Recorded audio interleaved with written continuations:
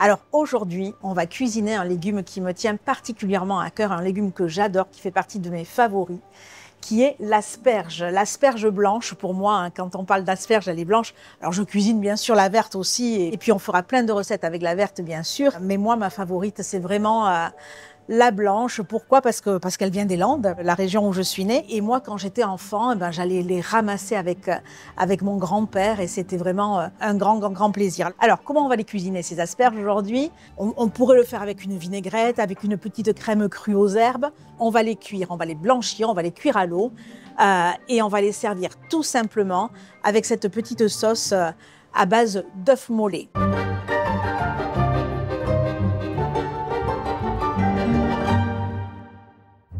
Alors, pour cette recette, qu'est-ce qu'il nous faut? Les asperges blanches, plutôt des Landes, donc, du gros sel pour les cuire, et il nous faudra beaucoup d'eau, bien entendu.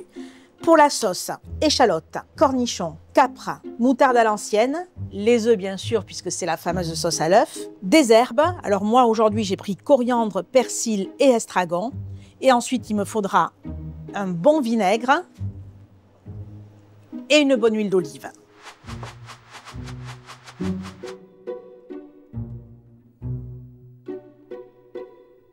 Première étape, bien sûr, éplucher les asperges. Ce qui est très important dans l'asperge, c'est sa fraîcheur et il faut donc que ce bout-là, il soit encore très humide. Alors, épluchage, mon petit truc à moi, je garde les vieux journaux et j'épluche mes asperges sur les journaux. L'humidité des asperges qui va se déverser comme ça sur le journal, qui va aller comme ça s'imbiber sur l'encre, c'est une odeur qui pour moi est presque jouissive.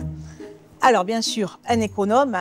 Le petit truc pour les peler, on les pose comme ça sur la planche de travail ou sur le journal et de la tête à la queue, on y va doucement, voilà, comme ça. L'idée, c'est de ne pas les prendre dans la main, hein, c'est vraiment de les laisser à plat, de la tête à la queue, on épluche. On évitera vraiment comme ça de les casser. Alors l'asperge blanche, hein, c'est une asperge qui ne voit pas du tout le soleil, hein, c'est pour ça qu'elle reste blanche, parce que la chlorophylle ne s'est pas développée. Elle pousse dans des buttes de sable et du coup, elle est un peu plus fibreuse et la peau est un peu plus épaisse que les asperges vertes. Et c'est pour ça qu'il faut bien la peler, vous voyez, hein, des épluchures qui font bien 1 à 2 mm d'épaisseur. Hein, il ne faut plus qu'il y ait de peau, de la tête à la queue. Autant pour les asperges vertes, on ne peut éplucher que la queue. Autant pour la blanche, il faut vraiment aller de la tête à la queue. Surtout les épluchures, on ne les jette pas. Hein. On en fait un petit bouillon, ça servira toujours à quelque chose. Alors une fois épluchées, on va les cuire, ces asperges. Hein. Pour ça, j'ai mis dans une grande marmite très haute, et vous allez comprendre pourquoi après, j'ai mis à peu près 7-8 litres d'eau que je vais tout de suite assaisonner simplement avec du gros sel. Pour la quantité de sel, c'est facile, 10 grammes pour 1 litre d'eau. Et on porte à ébullition. On va d'abord couper un peu l'extrémité qui est toujours un peu dure. Alors le bout des asperges, bien sûr, hein, on ne le jette pas non plus. Hein, on le garde, on en fait un velouté légèrement crémé. On va en faire une botte, on va les attacher pour les cuire beaucoup plus facilement. On va mettre à peu près 8 asperges par botte. C'est tout simple. Plusieurs tours de ficelle de cuisine, hein, bien sûr, ficelle qui passe à la cuisson. Un nœud bien serré. Alors cette cuisson-là, hein, ce qu'on appelle cuisson à l'anglaise, elle est valable pour les asperges blanches, mais elle est aussi valable si vous faites des asperges vertes.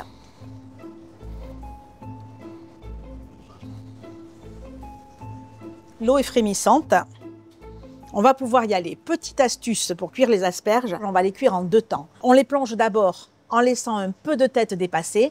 Pourquoi? Parce que la tête, elle cuit toujours beaucoup plus vite que la queue. Si elle cuisait le même temps que la queue, elle serait un peu trop cuite et elle pourrait même s'abîmer. Cette cuisson de la queue, elle dure 3-4 minutes et 3-4 minutes après, voilà, on couche les asperges de manière à ce que là, toute l'asperge cuise en même temps, en fait. Hein. Tout va dépendre bien sûr de la grosseur de votre asperge hein, et comment on va voir si elle est cuite ou pas, tout simplement en plantant le couteau dans le corps de l'asperge. Alors moi j'ai choisi de cuire les asperges à l'anglaise, c'est-à-dire dans de l'eau bouillante salée. Maintenant, il y a une autre cuisson qui peut marcher, c'est la cuisson à la vapeur. Sur cette cuisson-là, il y a juste un petit bémol à mon avis, c'est que on ne peut pas vraiment maîtriser la différence de temps de cuisson entre la queue et la pointe. Et ça me gêne un peu. À ce moment-là, vous voyez, le couteau, ça s'enfonce dans le corps des asperges comme dans du beurre. Tout de suite, on va couper le cordon et déposer les asperges dans ce joli plat asperges où on a des petits trous qui vont permettre à l'eau de s'écouler tout simplement. Moi, en tout cas, les asperges, j'aime les déguster quand elles sont encore un peu tièdes. Pour cette raison, je les cuis jamais trop à l'avance et je me refuse surtout qu'elles passent au réfrigérateur. Dernière étape, la préparation de la sauce à l'œuf. Alors, pour cela, œuf mollet. Le secret d'un bon œuf mollet, des œufs à température ambiante, surtout pas dans le réfrigérateur, une eau frémissante et on est parti pour une cuisson de 6 minutes. Pendant ces 6 minutes, on ne va pas perdre notre temps et on va commencer à préparer les ingrédients de la sauce. 2 échalotes. Allez, 6 minutes de cuisson, je retire les œufs.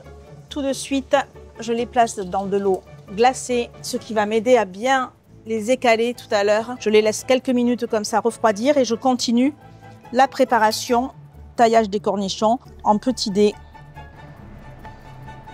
J'ai choisi des capres de Pantelleria, conservées au sel et non dans du vinaigre comme la plupart des capres. Moi, c'est celle-là que j'utilise, je les aime tout particulièrement. Écalage des œufs. Bon, ça, je ne vais pas vous apprendre, c'est tout simple.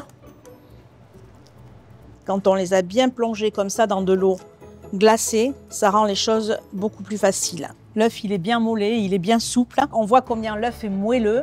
Et c'est ça qui m'intéresse en fait, parce que c'est ça qui va donner toute l'onctuosité et le crémeux à la sauce. Pour la sauce, pas très compliqué. Un peu de moutarde, échalotes ciselées, les cornichons qu'on a coupés en dés, quelques capres. Donc les capres et les cornichons, en fait, ça va apporter de l'acidité à cette sauce qui est plutôt douce avec les œufs. Et puis surtout, la douceur, elle vient des asperges. Donc il faut casser un peu ce côté un peu sucré. Et c'est cette acidité-là qui va la casser.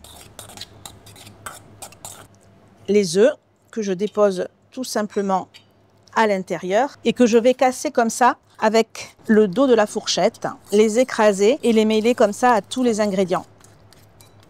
Voilà, c'est vraiment une sauce un peu rustique, un peu grossière. Donc les œufs, on n'a vraiment pas besoin de les écraser en petits morceaux. Huile d'olive de première pression à froid. Celle-là est italienne. Encore un peu de vinaigre.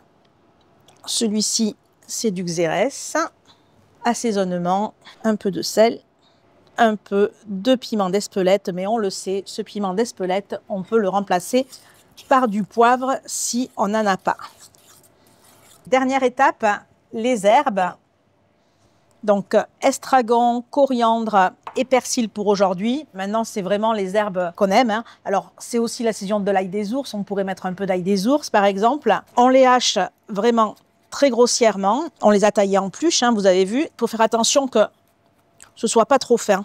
Donc là, on a tous les arômes. Le persil plat, un peu poivré, là, qui remonte au nez. Derrière, l'estragon.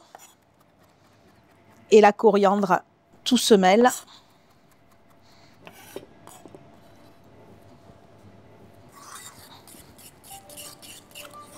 Allez, on goûte l'assaisonnement.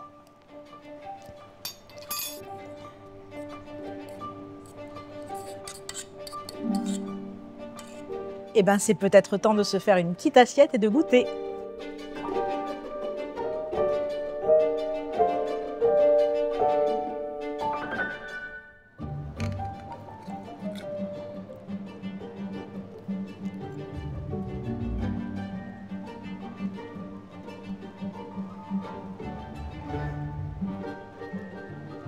Alors là, la douceur de l'asperge, l'acidité de la sauce, ça marche à merveille.